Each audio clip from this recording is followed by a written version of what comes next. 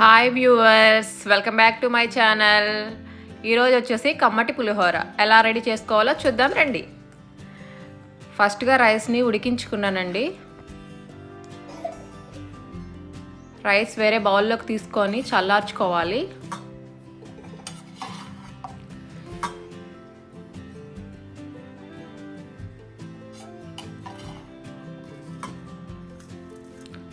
అప్పుడప్పుడు ఉడికించుకున్న రైస్ అయితే పులిహోర బాగా వస్తుందండి, రాత్రి రైస్ కంటే.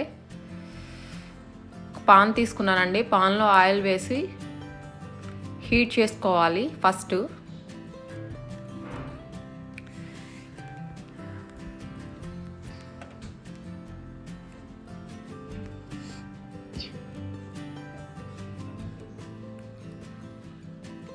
హీట్ అయిన ఆయిల్ని ఒక 2 స్పూన్స్ రైస్లో యాడ్ చేసుకోవాలండి.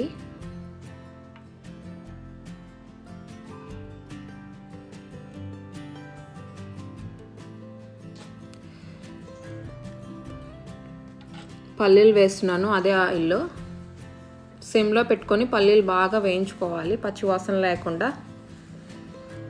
ఎప్పుడైనా సరే పులిహోరలో పల్లీలు బాగా వేయించాలండి, బ్రౌన్ కలర్ వచ్చేంత వరకు.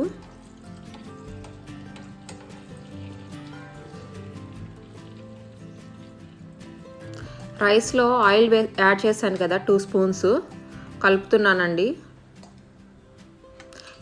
ఇది ఒక టిప్ అండి, ఎందుకంటే రైస్ ఒకటి అంటుకోకుండా ఉంటుంది ముందుగానే ఆయిల్ యాడ్ చేస్తే. చింతపండు, పచ్చిమిర్చి, ఉప్పు, పసుపు 2 కలిపి ఉడికించాను, అది కలిపేశాను. పోపుకి ఏర్పాటు చేస్తున్నానండి. ఇంకా పోపు వేస్తున్నాను.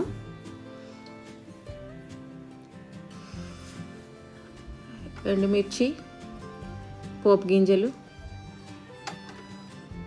మాడకూడదండి, మాడిపోకుండా చూసుకోవాలి. కరివేపాకు వేసాను.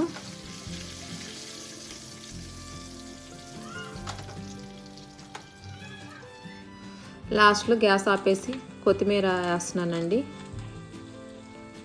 ఇవి గ్రీనిష్గానే ఉండాలి అండి, కొత్తిమీర కానీ కరివేపాకు కానీ.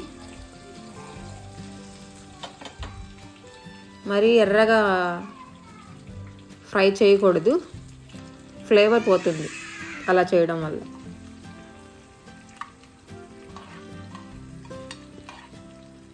ఆ రైస్లోకి ఇది కలిపేస్తున్నానండి పోపు.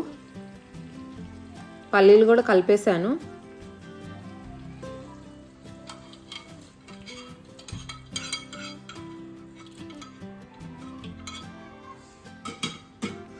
మొత్తం కంప్లీట్గా కలుపుకోవాలండి.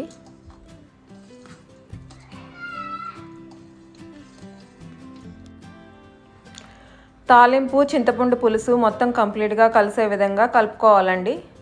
ఒక 10 మినిట్స్ పక్కన పెడితే చింతపండు పులిహోర రెడీ. చాలా బాగుంటుందండి టేస్ట్. మీరు ఒకసారి ట్రై చేయండి. నా ఛానల్ ఎవరిగా కొత్తగా చూస్తూ ఉంటే ప్లీజ్ సబ్స్క్రైబ్ చేసుకొని సపోర్ట్ చేయండి. Thanks for watching. Thank you so much అండి. Bye bye.